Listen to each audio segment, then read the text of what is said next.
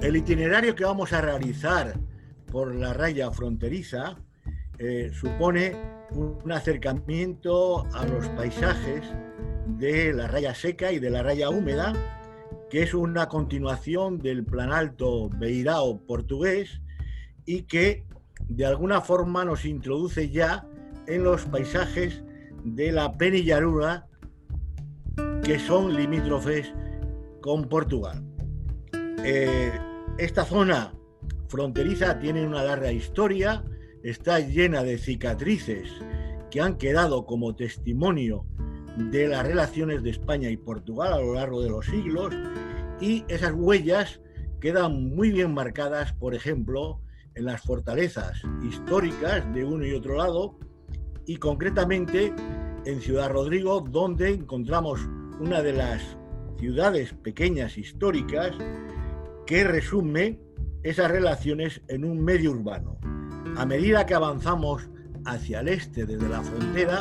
entramos en lo que denominamos el Campo Charro, que nos deja atrás las montañas del sistema central,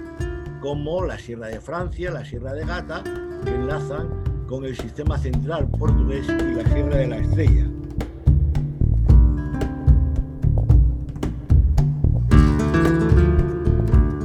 En un apartado rincón de España, sobre una eminencia cercana a Portugal, la parte occidente de la península y bajo un horizonte delicioso y prolongado en medio de alegre y pintorescas campiñas, levántese erguida y noble Ciudad Rodrigo, a la que el río Águeda fertiliza sus floridas praderas. Una descripción de dónde se sitúa Ciudad Rodrigo que es correcta, que nos marca esa localización en la margen derecha del río Águeda y que es un flanco que mira hacia el sur, hacia la sierra de Gata. Ese enclave o esa posición hace que fuera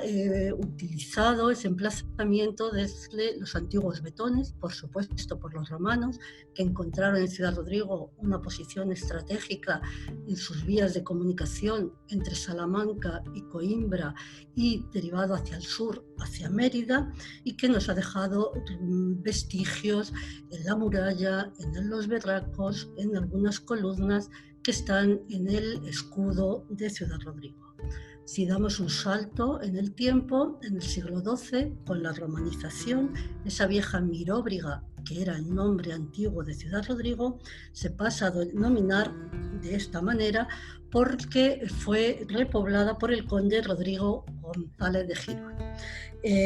Su papel de encrucijada, de camino, de defensa, su valor estratégico se mantiene y se refuerza en esa línea entre el Reino de León y Portugal. Ese dominio de la zona entre el río Coa y el río Águeda, Ciudad Rodrigo es un punto de entrada y de defensa, una vigía frente a Portugal en este caso, y que hace que se levante el castillo, que se refuerce la muralla y que pasado el tiempo, incluso en el siglo XVIII, mantenga esa función y se refuerce con nuevos elementos defensivos tipo baguán, que son la característica de la actual Ciudad Rodrigo, sobre todo de todo su centro histórico.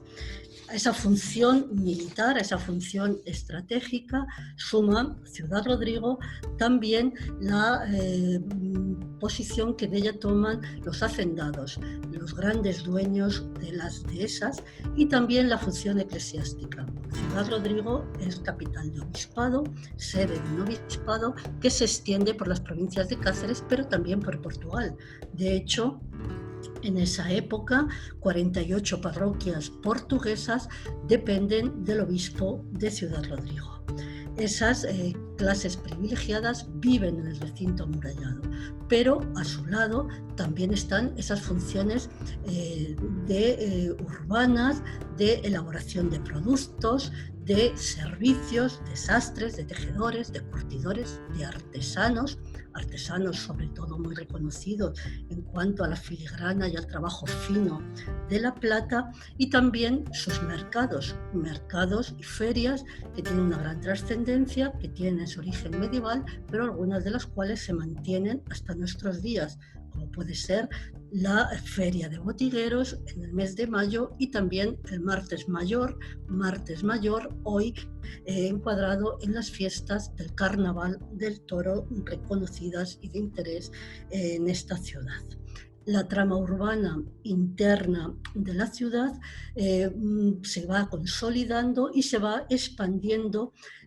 a medida que crece su población hacia la zona del noreste, en el lado contrario a donde se sitúa el río Águeda, y en esa expansión, en esa línea de conexión hacia Salamanca.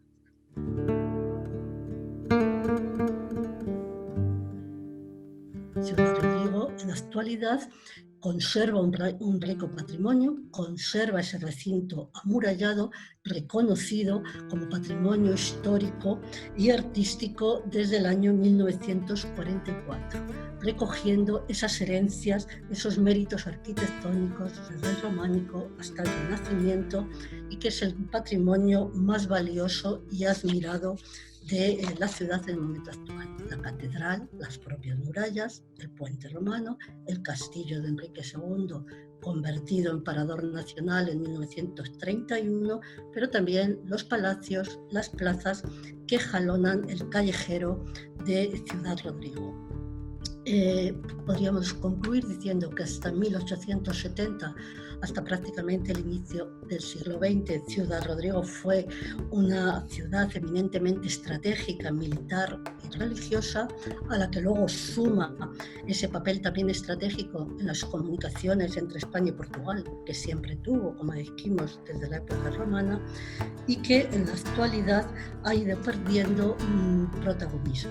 mientras que el patrimonio se ha reforzado, y hoy Ciudad Rodrigo aparece como un mundo de oportunidades para el disfrute, para el paseo, para también el conocimiento de su entorno natural, sin perder claramente los vínculos transfronterizos y sobre todo manteniendo sí ese papel de pequeño centro de servicios de este suroeste salmantino.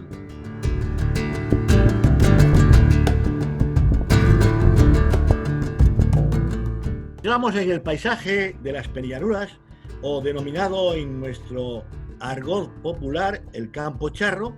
y que representa uno de los relieves y topografías más significativas del occidente peninsular y del área fronteriza entre España y Portugal. Estas Penillanuras están configuradas por una topografía relativamente elevada, propias de la meseta ibérica, en torno a los 800 metros sobre el nivel del mar, lo que le da una continentalidad muy bien recogida en sus paisajes naturales. El roquedo, es decir, los materiales que configuran esta topografía y este relieve, son muy antiguos, entre los que predominan las pizarras o esquistos, las cuarcitas, el granito, y que da lugar a unos suelos muy ácidos con suelos relativamente pobres, que se interrumpen en los fondos de valle, donde vamos a topar con mejores suelos, con mayor humedad y con una vegetación más diversa. Ahí justamente están los ríos que corren hacia el Duero y que expresan de alguna manera rupturas pequeñas o bruscas cuando nos acercamos al área fronteriza, y que dan lugar a un paisaje dominado por el monte Mediterráneo, con ese clima continental, un monte Mediterráneo con cierta diversidad, porque junto al predominio del encinar, la encina, encontramos en las zonas de transición algunos robles, abundantes alcornoques y algunos quejigos que le dan una diversidad a ese paisaje de las penillanuras fronterizas. Podríamos decir que la ruptura mayor la encontramos justamente cuando la penillanura se encaja, se rompe en los arribes del Duero, en la zona de la frontera internacional. Estos paisajes, a los cuales nos invita a Unamuno a que los conozcamos de forma directa, es a los que nos estamos acercando de forma cada vez a una escala de mayor detalle en el itinerario que estamos realizando en la frontera.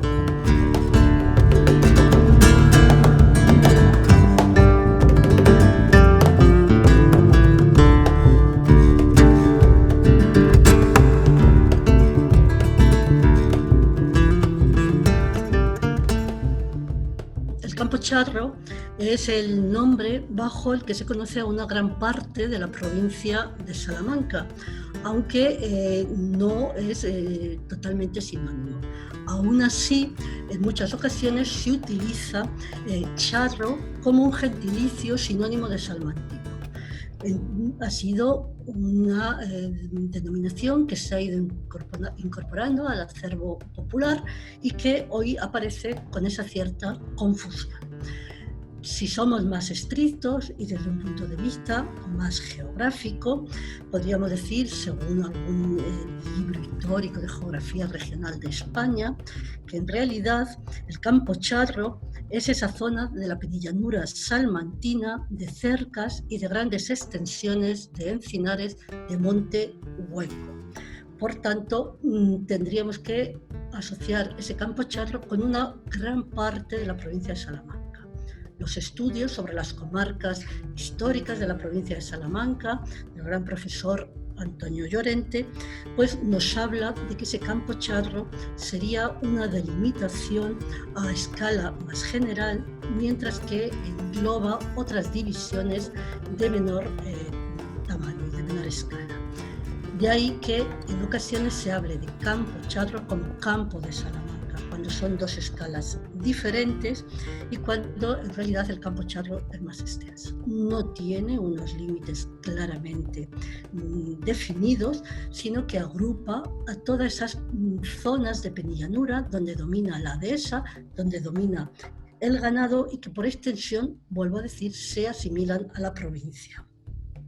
También podríamos hablar en ese libro al que he citado de las comarcas históricas, en el que se señala que en realidad este Campo Charro sería toda esa planicie de erosión de una anchura de unos 70 kilómetros que se extiende desde el pie de las sierras situadas al sur de la provincia de Salamanca hasta la propia ciudad de Salamanca, dejando fuera, por tanto, de ese Campo Charro sobre todo las sierras y también todo el noreste cultivado. En este Campo Charro tan amplio dentro de la provincia se encuadrarían otras divisiones menores, otras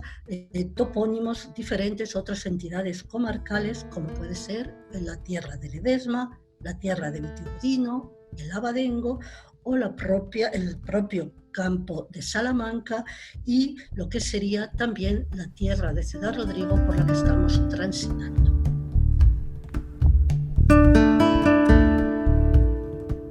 En estas dehesas salmantinas, donde a mediados del siglo XVIII la mayor parte de la penillanura estaba ocupada por las familias nobiliarias, por las entidades eclesiásticas, por esos cotos redondos, bien hace que prácticamente todos los pequeños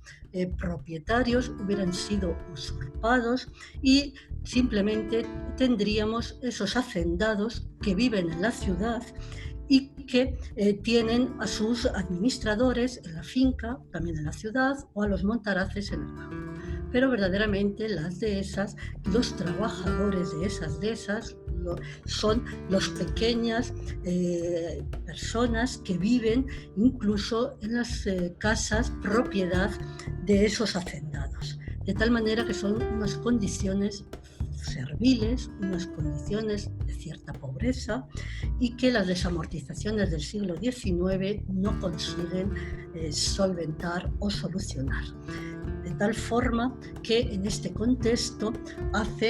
o lleva a el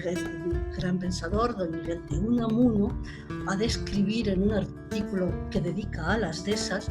en el periódico La Estafeta de Madrid,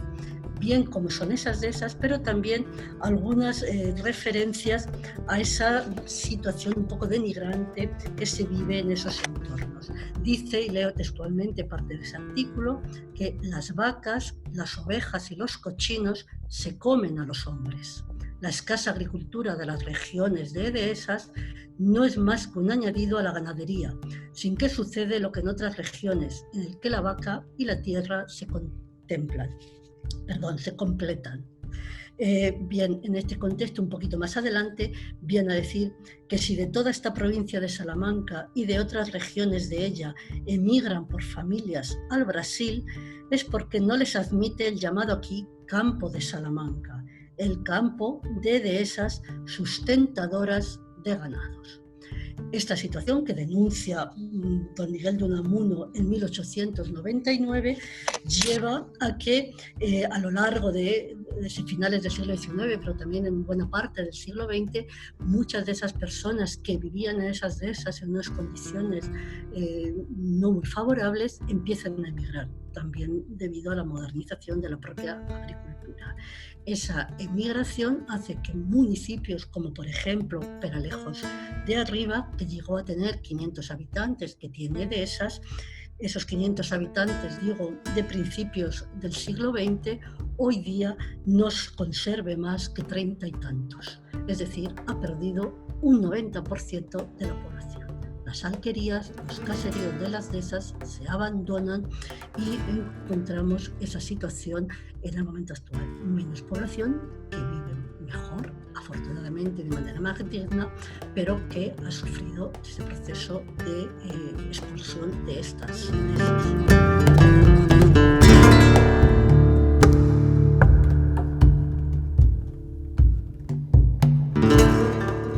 La dehesa salmantina tiene su origen en el acotamiento que se realiza de los espacios comunales por parte de los repobladores medievales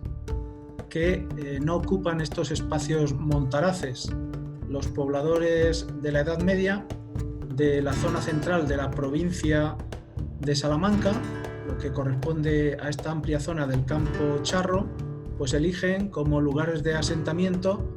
las riberas de los ríos para disponer de agua y para tener espacio para cultivar y pasto fresco, y reservan los interfluvios de los ríos como espacios montaraces. La debilidad del poder real y de los concejos pues permitirán la usurpación de estos espacios por parte de las clases más altas desde la nobleza, y se hacen pues con estos terrenos o llamados también cotos redondos, y que a lo largo de los siglos se ha ido perpetuando y desplazando pues a los renteros, colonos y a parceros. En este sentido, el vocablo de la dehesa pues significaba y significa defensa, y correspondía pues con la prohibición de entrar en estos espacios que estaban acotados. Los espacios adehesados pues son la roturación de este monte hueco, de este monte ciego o moeda, a través de desbroce, talas, de los ejemplares de encinas, los Quercus iles, de rebollo, Quercus pirenaica, de quejigo, Quercus lusitanica, y en algunos espacios muy puntuales, debido a las condiciones microclimáticas, de alcornoques, el Quercus suber, con el objeto de aprovechar tanto el vuelo del árbol como el suelo donde se suceden por las diferentes cosechas de cereal y el aprovechamiento del herbazal de los pastos. Además del espacio rústico, del espacio que tenía las dehesas para el aprovechamiento del árbol y del labrantío, cuentan con unos espacios del asentamiento compuesto por el casar, con la vivienda principal del propietario, y el resto de dependencias para alojamiento de pegujaleros y jornaleros, y dependencias para la gestión propia de la dehesa, como son graneros, paneras, pajares y también plazas de tentadero.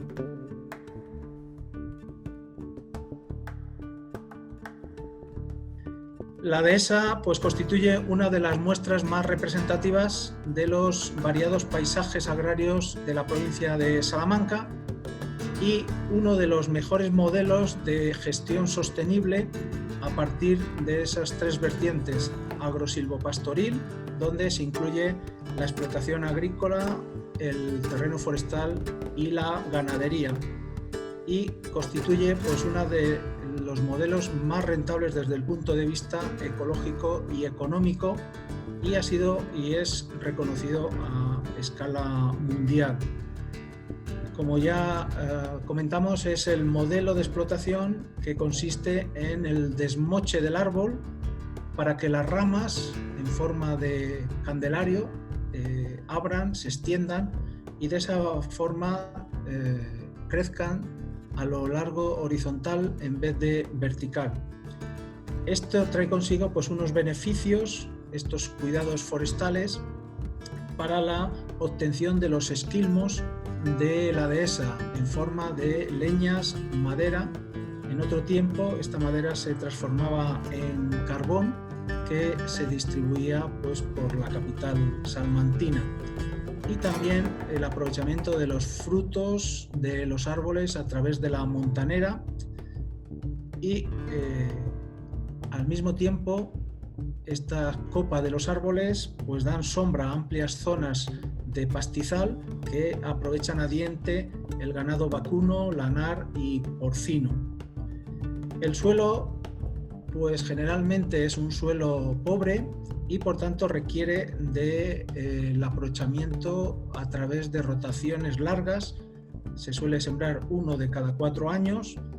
y el pasto pues se mantiene fresco en primavera y otoño y se agosta en el verano, en esos meses centrales del estío. Aunque la dehesa presenta pues un uso agrario y forestal, pues también se identifica con la principal finalidad, que es el aprovechamiento ganadero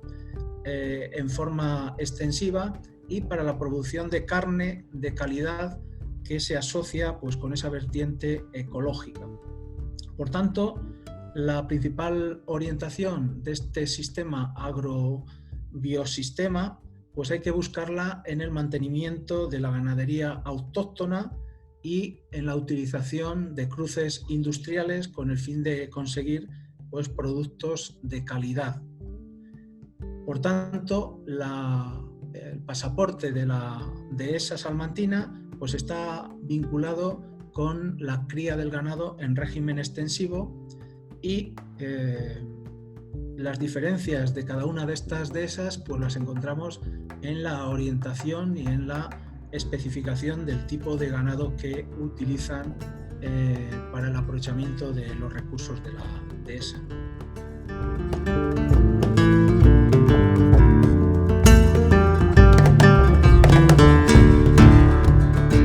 El modelo de aprovechamiento histórico de las dehesas, o también denominado paisajes adhesados, es un ejemplo de buena adaptación de las actividades del hombre a unos recursos naturales presididos por el monte Mediterráneo y el encinar, junto con la vegetación que acabamos de mencionar anteriormente de alcornoques, quejigos y algunos robledales. Es un paisaje fundamentalmente ganadero, con algunas actividades agrícolas y con un aprovechamiento muy inteligente del monte y de las leñas o de la montanera que produce esos paisajes mediterráneos. Estamos, por lo tanto, ante un ecosistema natural que ha sido transformado por la mano del hombre, ahuecando el monte, dejando espacios abiertos para los pastos, dejando algunos espacios pequeños para la agricultura, de tal forma que a lo largo de los siglos este sistema ecocultural ha mantenido unos recursos renovables de forma bastante inteligente. Por eso le denominamos un paisaje rural agro-silvo-pastoril, que quiere decir aprovechamiento agrario, aprovechamiento de los pastos y aprovechamiento de las leñas o montaneras. En el momento actual, estos paisajes adhesados se han ido especializando en una producción cada vez mayor de vacuno intensivo, tradicionalmente extensivo, y de un aprovechamiento también extensivo, pero cada vez más intensivo, del ganado porcino, del famoso cerdo ibérico, que da lugar a una producción de chacinas del aprovechamiento del cerdo, que tiene un gran valor añadido en la economía de estas zonas adhesadas. Junto a este aprovechamiento debemos de señalar el significado de algunas zonas, de las zonas, valga la redundancia, de las riberas, de las orillas de los ríos, donde encontramos una mayor diversidad con pastos frescos, majadales y al mismo tiempo una diversidad de la vegetación con una presencia de fresnedas que marcan una cierta diversidad en los paisajes adhesados. Podríamos añadir que al lado de esta especialización ganadera o porcina,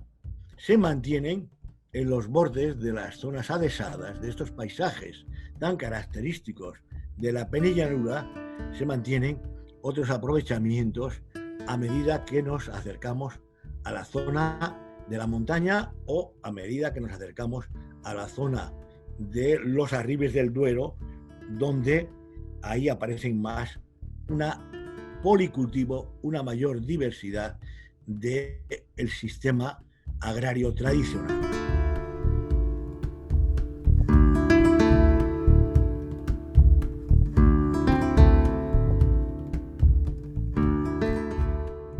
Uno de los principales usos y aprovechamientos del monte hueco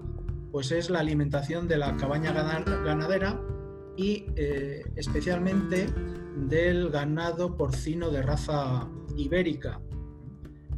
que tiene en este ámbito de la dehesa uno de sus principales momentos en la cría a través de la montanera. El cerdo ibérico, más que andar por la dehesa, va trotando, arquea el lomo y no sigue una línea recta, sino que va en zigzag. De ahí que esta peculiar característica del trote, en algunas fuentes históricas, por ejemplo Pascual Madoz, denomine a esta raza como cerdos camperos y los llama malandares. En el censo de 1864 pues se les denomina cerdos morenos por la capa negra que suele tener esta raza ibérica. El sistema de alimentación para las piaras de cerdo ibérico pues se basa en una variada gama de productos para cubrir sus necesidades alimenticias. Sobre todo pues comen hierba o pasto, las rastrojeras y sobre todo las bellotas. Los herbajes naturales pues le dan, generalmente compuestos por gramíneas y leguminosas, pues le aportan una gran cantidad de proteínas y de vitaminas al animal. Igualmente el aprovechamiento de las rastrojeras de los cultivos herbáceos a partir de la siega pues también contribuye a la nutrición de los marranos. Y por último, el fruto de las diferentes quercinias, como hemos comentado, encina, quejigo, roble y alcornoque, pues representa un alimento indispensable en la dieta del cerdo ibérico que en estos momentos del año, de la cría, pues encuentran un aporte calorífico para el engorde desde finales de septiembre hasta febrero, dependiendo de las condiciones climatológicas. Como hemos dicho, la alimentación a base de bellotas, que denominamos montanera, donde algún jornalero o personal empleado en la dehesa pues marea el árbol para que vayan cayendo las bellotas, empieza a planificarse a finales de septiembre por parte de los ganaderos con la renta y el alquiler de estas fincas y la adquisición de los ejemplares que llamamos primales, que son cerdos jóvenes que van a nutrirse de este fruto de las quercinias. Por ejemplo, los alcornoques pues dan 3 tipos de bellotas que se denominan en función de la época del año: las migueleñas, que es una bellota que cae por San Miguel el 29 de septiembre, las martinencas, que caen por San Martín el 11 de noviembre, y las palomeras o tardías de enero. Los animales que entran en la dehesa con un peso entre 90 y 100 kilogramos y una edad entre 12 y 15 meses, pues estarán alrededor de 100 días comiendo bellota y pasto y se prolongará su estancia hasta enero o febrero. Estos cochinos ibéricos que entran a la montanera pues saldrán con un peso entre 180 a 190 kilos, comiendo entre 12 y 15 kilos de bellota diaria. Por tanto, en estos 5 meses que permanecen en el monte, pues cada uno requiere de unos 1.200 kilos de bellota por cerdo. Por tanto, la montanera en la dehesa, por parte del cerdo ibérico, representa pues su última etapa para el engorde a través de este método natural y tradicional y que permite que se mantenga pues uno de los paisajes culturales con mayor identidad de la provincia de Salamanca.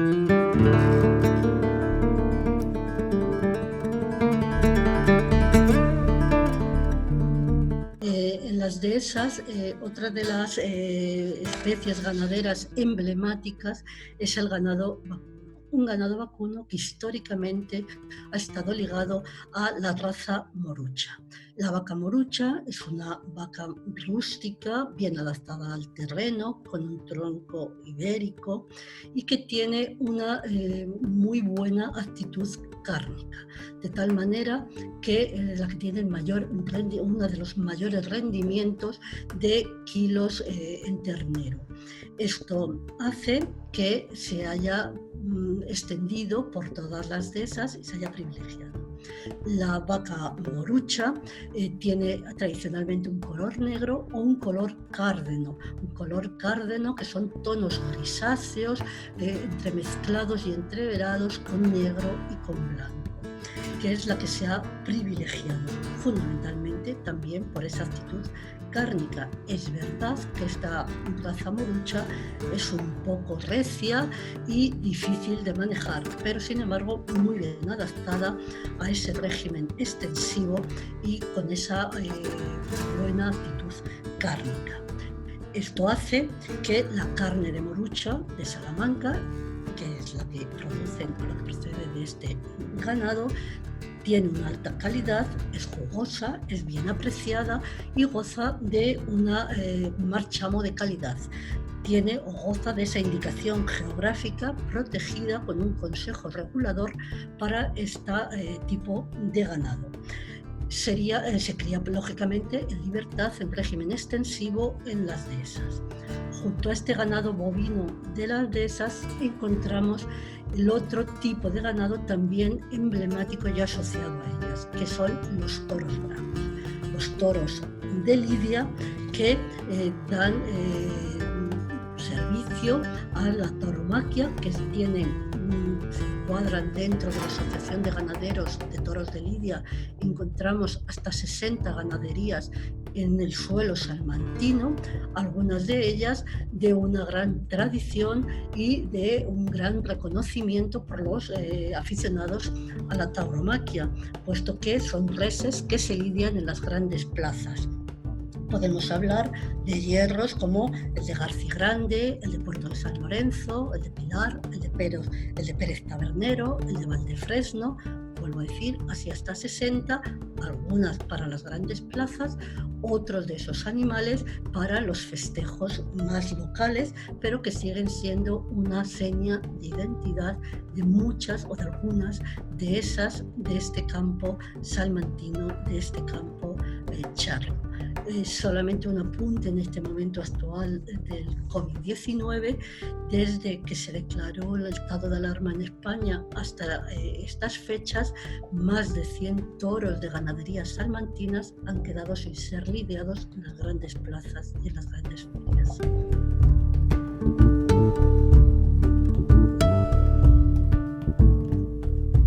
Desde hace ya algunos lustros y algunas décadas,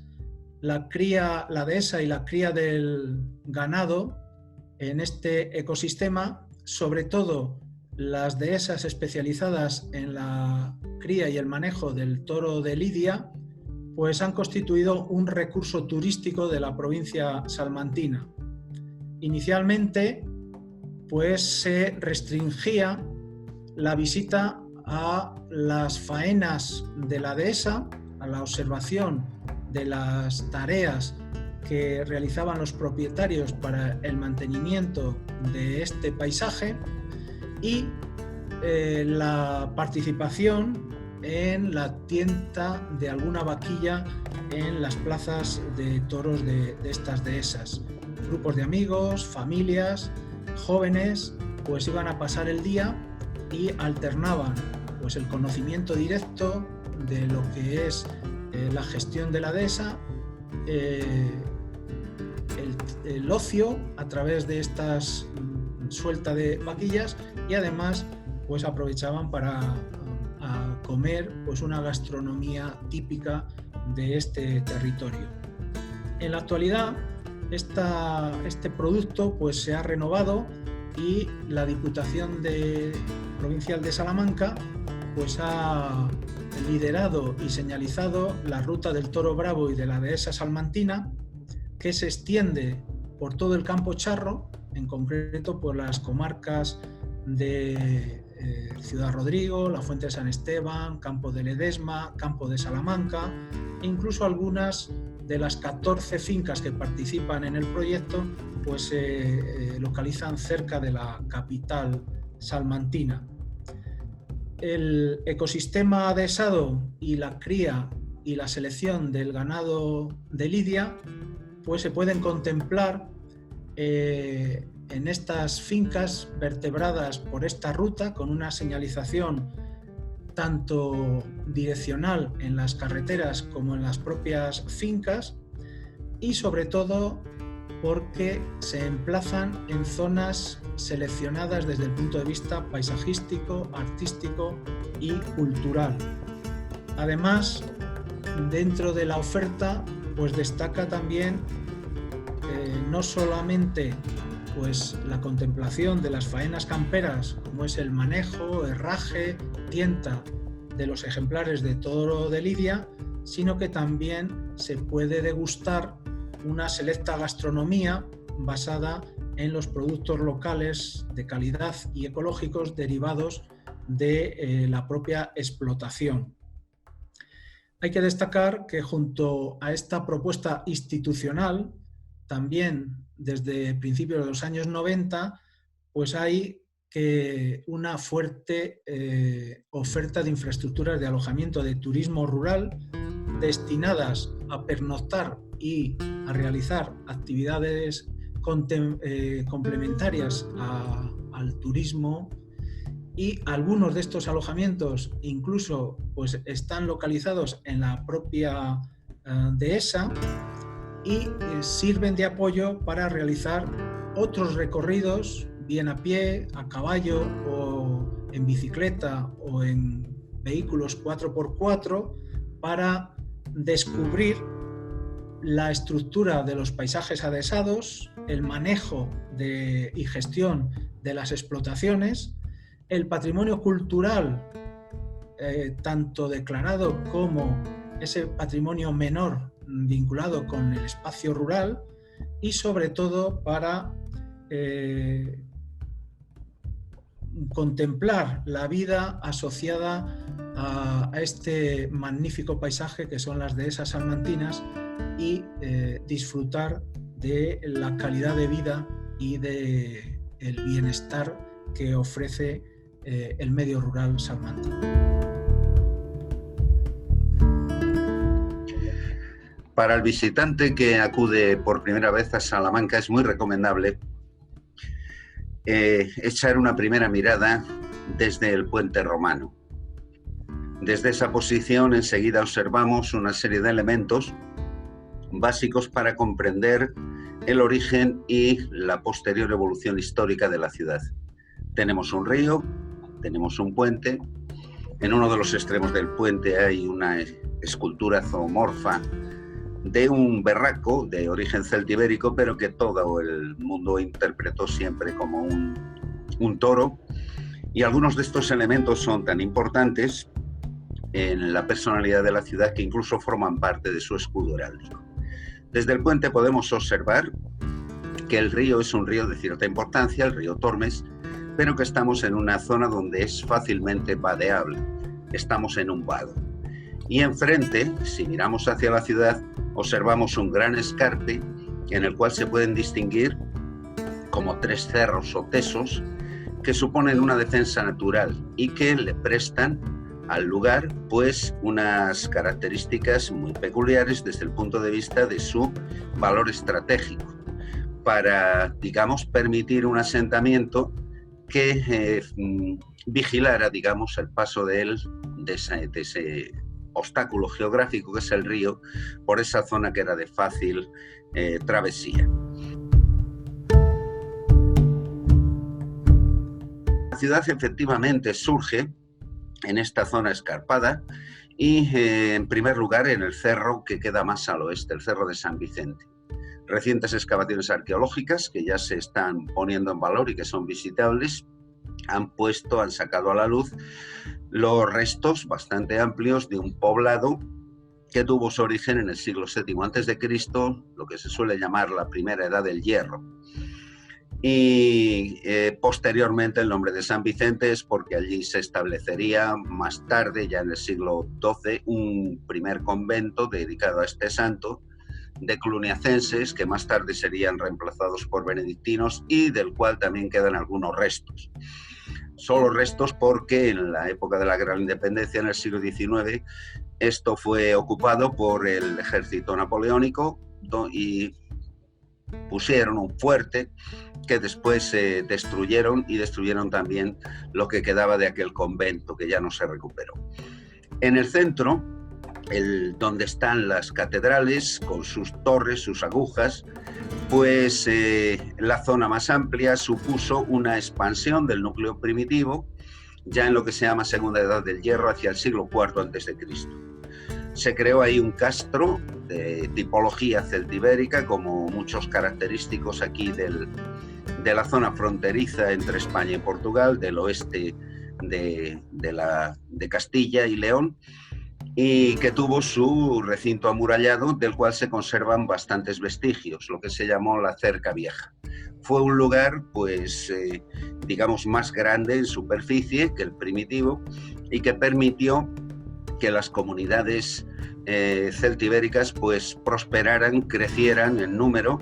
y se hicieran más fuertes con el tiempo.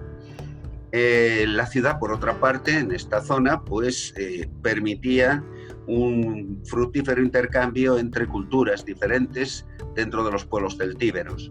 Al oeste, hacia Portugal, quedaban los denominados betones, especializados en la ganadería, y hacia el este y al norte, los llamados vaceos, que estaban más especializados en labores agrícolas. El centro se constituye entonces como un lugar también de mercado, de intercambio de productos complementarios en la economía de estos pueblos prerromanos. Y hay que llegar al siglo I a.C. para que caiga, digamos, bajo el dominio de la expansión del Imperio Romano. Los romanos aprovechan la posición estratégica de alto valor, ocupan los restos de aquellos poblados prerromanos y los consolidan, los fortifican y los amplían. Y luego, pues de acuerdo con su esquema de distribución y organización administrativa del territorio en la península ibérica, hacen pasar por aquí una vía de comunicación fundamental, la llamada Calzada de la Plata. Y entonces proyectan la construcción de un puente que pudo construirse en el siglo I después de Cristo, aproximadamente a partir del año 27, en época del emperador Augusto y hasta la época del emperador Vespasiano. Un puente precisamente para controlar el paso en este punto de alto valor estratégico, en esa vía que comunicaba Astúrica Augusta al norte, Astorga actual, con Emérita Augusta al sur, la actual Mérida. Los romanos, como digo, aprovechan esto y podemos, pues, ascendiendo, recorriendo este puente romano que ellos construyen y del cual los arcos que quedan más cerca de la ciudad son de esta época, son auténticos romanos, los 15 arcos más próximos a la ciudad, podemos adentrarnos en el núcleo primitivo y recorrer de sur a norte la ciudad para entender, digamos, un poco esta peculiaridad de su origen y después algunas de las características que han determinado su expansión. Los romanos, como digo, pues se asientan y luego cuando el Imperio Romano entra en crisis, pues forma parte Salamanca,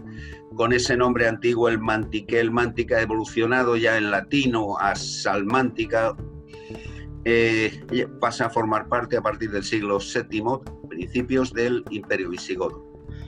Más adelante, a principios del siglo VIII, pues ante la invasión y el empuje musulmán desde el sur, la ciudad queda despoblada.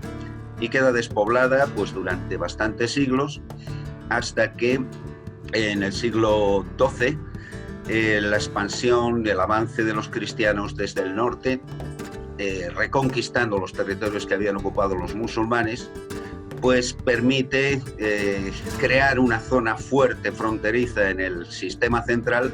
y repoblar los territorios al norte del sistema central, como habían sido repoblados un poco antes los al norte del río Duero. Si ascendemos dejando el puente romano atrás y entramos en el viejo recinto de la vieja ciudad por la puerta llamada del río, ascendiendo por la calle Tentenecio, un nombre también de ecos pues que tienen que ver con algunos episodios en la historia de la ciudad, especialmente pues con la figura de San Juan de Sahagún, pero que también tiene directa relación con la propia dificultad de ascenso, una calle muy empinada.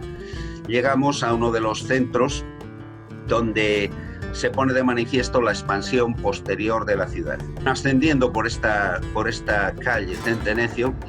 llegamos a un espacio amplio donde podemos contemplar, pues en primer lugar, parte de los vestigios de esta inicial repoblación, que supone no solo reconstrucción del núcleo abandonado desde el siglo VIII, abandonado total o parcialmente, sino también la restauración de la antigua diócesis, por influencia también pues, de algún personaje de origen portugués, Jerónimo de Perigord, y sobre todo la construcción de una primera catedral en el siglo XII, la que llamamos ahora Catedral Vieja, de estilo románico. Esto lo podemos ver según ascendemos desde el río e inmediatamente pasamos a un entorno que ya nos indica procesos posteriores. Como resultado de la repoblación inicial de Raimundo de Borgoña, todavía se pueden advertir en el plano de la ciudad una estructura en pequeñas unidades territoriales que se desarrollan en torno a pequeñas iglesias románicas, porque este hombre pues recurrió a repobladores de distintas procedencias, algunos de Francia, francos, también gallegos, otros navarros, que se fueron estableciendo en el entorno del núcleo primitivo, como si fueran pequeñas comunidades de aspecto rural, y que posteriormente pues, hubo que construir ya una nueva muralla para englobarlos y defenderlos a todos. En el siglo XVI la Universidad de Salamanca llega a tener, a finales, más de 6.500 estudiantes y llega a ser una de las más importantes de Europa en este aspecto, porque además acapara y reúne toda una serie de profesionales, de intelectuales, del derecho, de la teología, de todas las artes, la música incluida, y empiezan a resonar, digamos, sus privilegios, sus valores, sus méritos, pues en toda Europa. Y coincide esto, por supuesto, con una época de gran auge, gran hegemonía de España en el mundo, con la expansión hacia América, y la Universidad de Salamanca pues va a ser un modelo para la mayor parte de las universidades americanas que se van a crear en ese proceso de europeización del continente americano. Acabamos de celebrar 800 años de la Universidad de Salamanca, es decir, volviendo la mirada hacia atrás, estaríamos en el año 1218, y entre las personalidades que han vivido en esta universidad, trasladándonos al siglo XX y al siglo XIX, hay un maestro, un gran filósofo, que es don Miguel de Unamuno, un representante insigne de la generación del 98, novelista, dramaturgo, ensayista, poeta, rector de la Universidad de Salamanca en el primer tercio del siglo XX, y que representa muy bien el espíritu cívico ilustrado de la universidad como lugar de pensamiento, de reflexión social y política, y que, como sabemos, Miguel de Unamuno muere al comienzo de la Guerra Civil en el año 1936, después de un debate relativamente conflictivo en el Paraninfo de la universidad a comienzos de la Guerra Civil, en octubre del año 1936. Precisamente Miguel de Unamuno nos sirve como guía para el conocimiento de la ciudad de Salamanca a partir de un pequeño itinerario que queda reflejada en su obra escrita. Podríamos comenzar este itinerario por las escuelas mayores y menores, donde encontramos la fachada plateresca de la universidad, continuar por el Palacio de Anaya y ver el conjunto de esa plaza y de las catedrales.